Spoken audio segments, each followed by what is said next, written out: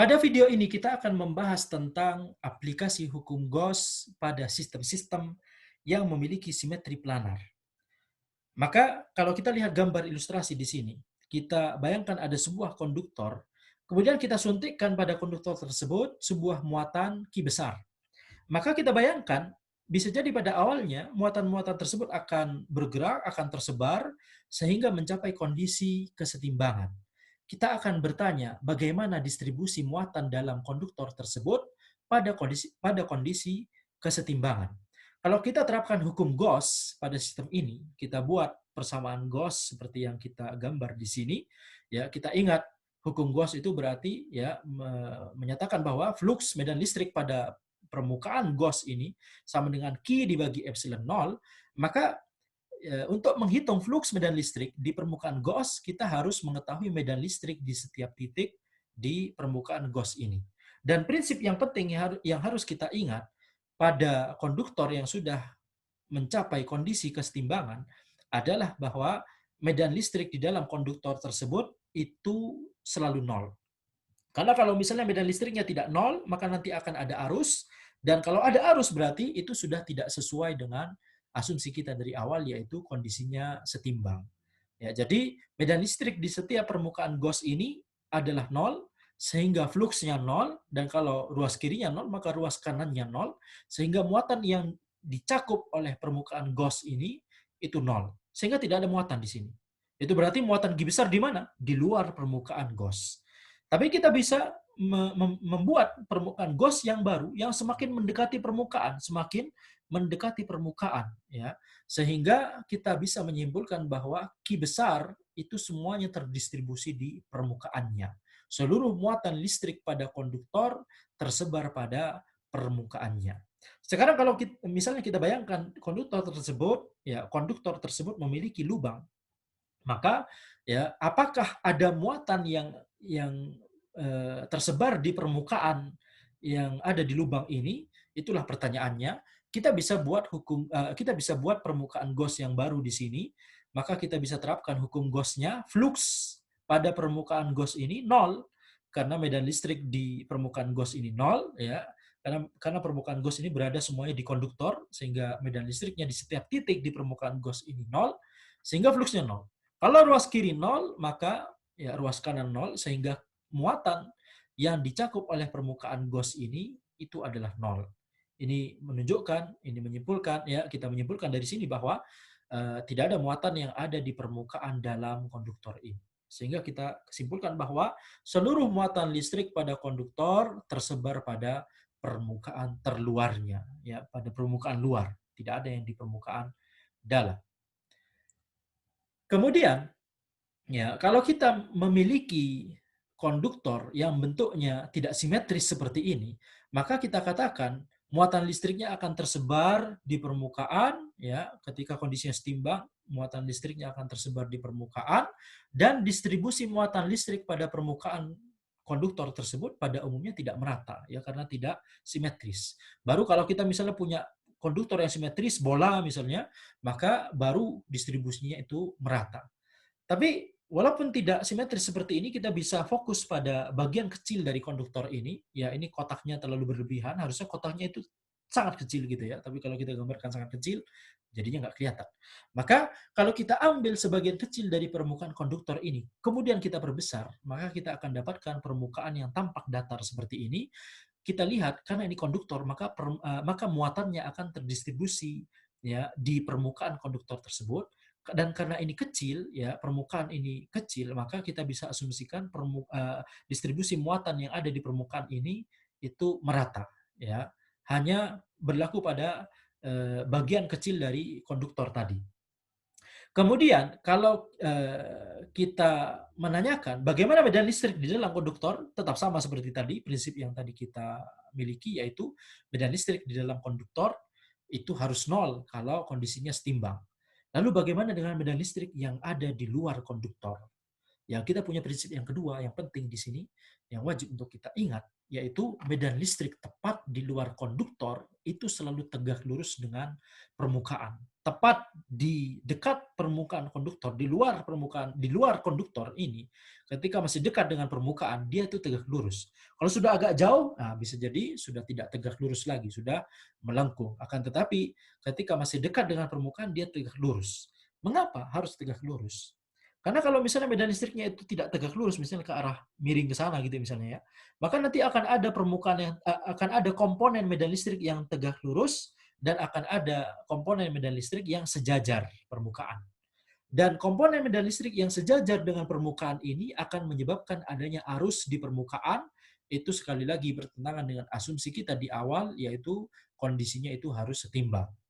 Kalau kita buat permukaan Gauss di sini, ya kemudian kita terapkan ya hukum Gauss, maka ya medan listrik di segmen permukaan Gauss yang ada di dalam konduktor itu nol, sehingga fluksnya itu hanya akibat kontribusi dari segmen permukaan Gauss yang ada di luar konduktor. Maka kita lihat di sini karena dia tegak lurus, maka fluksnya adalah E kalikan A adalah luasan segmen permukaan Gauss yang ini, sehingga E kali A dengan Q dibagi epsilon 0, di mana Q adalah muatan yang dicakup oleh permukaan Gauss ini. Sehingga kita mendapatkan hasil E sama dengan sigma per epsilon 0, di mana sigma adalah Q per A, di mana Q adalah muatan yang dicakup, A adalah luasan penampang permukaan Gauss ini, sehingga sigma adalah rapat muatan yang ada di permukaan konduktor ini. Maka kalau Q positif, E-nya ke arah luar, kalau Q-nya negatif, maka E-nya ke arah dalam. Kemudian kalau kita memiliki sistem lain, yaitu keping isolator tipis, ya. Kalau tadi kita bicara konduktor, maka muatannya akan tersebar di permukaan. Tapi kalau isolator, muatan di isolator itu tidak bebas untuk bergerak, sehingga dia tidak bisa bergerak ke permukaan, maka dia muatan di isolator itu bisa berada di dalam isolatornya itu sendiri. Dan karena dia adalah isolator, maka medan listrik di dalam isolator itu tidak harus nol. Ya. Jadi sekarang kita punya sebuah sistem di mana ada sebuah keping, dia isolator dan dia tipis, tipis sekali. Ya, kita ingin mengetahui bagaimana hubungan antara medan listrik yang dia hasilkan. Kita lihat di sini ya akan ada medan listrik ke kanan di sini dan ke kiri di sini. Bagaimana hubungan medan listriknya dengan sigma rapat muatan dari keping isolator tipis ini.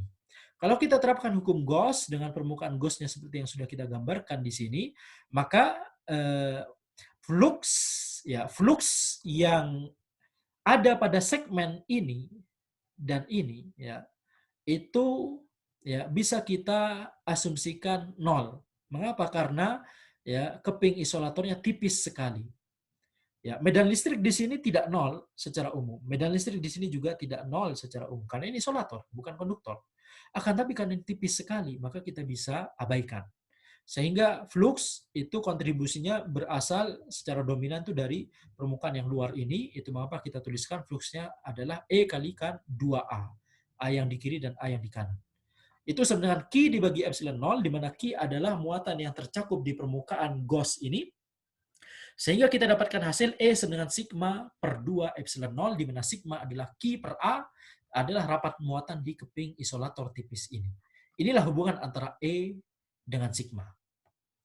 Kemudian kalau misalnya kita punya bukan keping isolator, tapi keping konduktor, maka sebagaimana yang telah kita ketahui tadi prinsipnya, muatan pada konduktor itu akan tersebar ke permukaannya. Dan walaupun ini tipis sekali seperti asumsi kita tadi, ini tipis sekali kepingnya, akan tetapi ya tetap akan selalu ada dua permukaan bagi keping yang tipis sekali. Ada permukaan kiri dan ada permukaan kanan.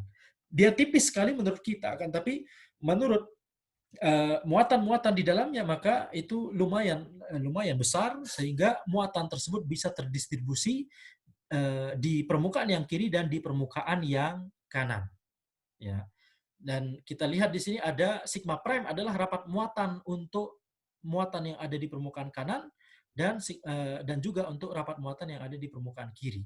Ya, jadi masing-masing permukaan memiliki rapat muatan sigma prime. Maka kita ingin mencari hubungan antara E dengan sigma prime. Apa hubungannya? Kita terapkan hukum Gauss pada permukaan Gauss yang telah kita gambarkan di sini, ya. Dan flux yang pada segmen permukaan gauge ini dia nol karena medan listrik di dalam konduktor itu nol. Selain karena dia tipis sekali dan juga medan listrik di dalam konduktor itu nol sehingga tidak ada ya kontribusi flux pada segmen permukaan gauge yang ini.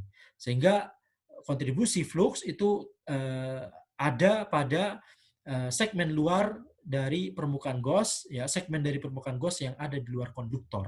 Sehingga kalau kita lihat di sini, maka fluxnya sama dengan E kalikan 2A, A yang di kanan sama A yang di kiri, ya sama dengan muatan yang tercakup oleh permukaan gauge tersebut yaitu 2 Ki prime. Ki prime di kanan, Ki prime di kiri, sehingga 2 Ki prime. Dan kalau kita sederhanakan maka E sama dengan sigma prime per epsilon 0 ya. Sigma di mana sigma prime adalah Ki prime per A. Ya, jadi sigma prime itu adalah Ki prime muatan di satu permukaan saja dibagi luas penampangnya. Sehingga kita mendapatkan ya hubungan antara E dengan sigma prime. Yaitu apa? Sigma prime per epsilon 0. Kemudian kalau misalnya muatannya negatif maka sama analisisnya seperti tadi ya. Sekarang bukan sigma prime tapi minus sigma prime, kita terapkan hukum Gauss maka hubungannya sama. Kalau tadi E sama dengan sigma prime per epsilon 0, sekarang E sama dengan minus sigma prime per epsilon 0, tanda minus untuk menunjukkan bahwa E-nya sekarang adalah ke arah masuk ke arah konduktor. Kemudian kalau misalnya kita punya dua keping konduktor tipis yang disusun sejajar seperti ini. Tadi kita telah menganalisa satu keping saja konduktor tipis dan positif dan juga satu keping konduktor tipis negatif. Bagaimana kalau dua keping konduktor tipis tersebut diletakkan sejajar berdekatan? Maka nanti muatan ya positif yang ada di satu konduktor ini dia pada awalnya tentunya kita mengingat bahwa ada muatan positif yang ada di permukaan kiri, ada muatan positif yang ada di permukaan kanan. Maka karena ada muatan negatif di sebelah kanan ini, maka muatan positif yang ada di permukaan kiri dari keping konduktor ini akan lebih menyukai untuk pindah ke permukaan kanan. Demikian pula muatan negatif yang ada di permukaan kanan dari keping konduktor ini akan lebih menyukai untuk pindah ke permukaan yang kiri. Sehingga kalau awalnya tadi yang di permukaan kanan itu hanya ada Ki prime, sigma prime, di permukaan kiri ada Ki prime, sigma prime, karena permukaan kiri muatannya semuanya pindah ke kanan, maka di sini akan menjadi 2 Ki prime. Ya, atau 2 sigma prime. Ya, itu mengapa kita simbolkan di sini sigma, yaitu sigma sama dengan 2 sigma prime. Maka kita ingin mencari hubungan antara E medan listrik yang ada di antara dua keping konduktor tipis ini antara E dengan sigma. Bagaimana hubungannya? Kita buat permukaan Gauss ya, kita bayangkan di sini ada permukaan Gauss yang berasal dari titik di dalam konduktor ini kemudian keluar kemudian berada di tengah-tengah antara keping konduktor ini. Jadi kotak permukaan Gauss-nya berbentuk seperti ini gitu ya, seperti yang saya gerakkan kursor di layar ini. Maka segmen permukaan Gauss yang ada di dalam konduktor itu tidak menghasilkan flux sama sekali, tidak memberikan kontribusi flux sama sekali karena medan listrik di dalam konduktor itu nol, sehingga fluxnya itu hanya ya pada segmen permukaan Gauss yang ada di antara dua keping konduktor. Kalau luas penampangnya adalah A, maka fluxnya adalah E kali A, itu sama dengan muatan yang dicakup oleh permukaan Gauss tersebut. Apa muatan yang dicakup oleh permukaan Gauss ini? Adalah muatan yang ada di permukaan yang kanan ini ya. Sehingga itu sama dengan 2 Ki prime tadi kita bilang. Jadi E kalikan A sama dengan 2 Ki prime bagi epsilon 0. 2 Ki prime kita asumsikan dia adalah Ki ya, kita berikan simbol dia adalah Ki bagi epsilon 0 di mana Ki itu adalah 2 Ki prime ya, dan Ki per A itu sama dengan sigma. Maka inilah hubungan antara E dengan sigma ya. Dan hubungan ini sangat penting ya ketika kita membahas tentang kapasitor. Itulah hubungan antara dapat muatan di salah satu keping dari kapasitor tersebut dengan besarnya medan listrik di antara dua keping pada kapasitor tersebut. Maka demikian yang bisa kami sampaikan. Terima kasih. Semoga bermanfaat.